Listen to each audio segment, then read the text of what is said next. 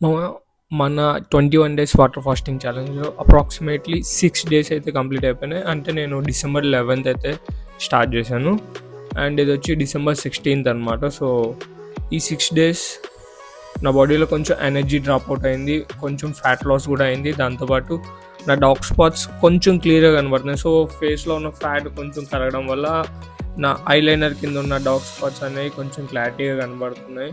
And నేను అద్దంలో చూసుకున్నా కూడా నాకు తెలుస్తుంది అది. అండ్ దాంతోపాటు బాడీలో లిటిల్ బిగ్ చేంజెస్ వచ్చినాయి అనమాట. నా టమ్మీ మొత్తం తగ్గిపోయింది, ఎందుకంటే ఫుడ్ ఏం తీసుకోవట్లేదు. సో, దానివల్ల అది కూడా ఒక రీజన్ అవ్వచ్చు. నా టమ్మీ మొత్తం తగ్గింది. అండ్ కొంచెం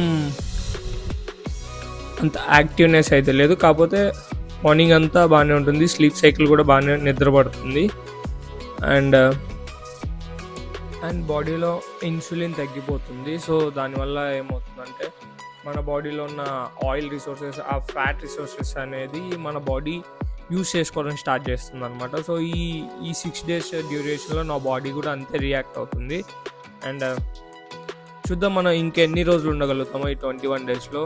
త్రోట్ కొంచెం ముందుకు వెళ్దాం. అండ్ నా 2 హ్యాండ్స్కి చిన్న చిన్న ర్యాషెస్ టైప్ వచ్చినాయి. జస్ట్ హ్యాండ్స్ పైన వచ్చినాయి.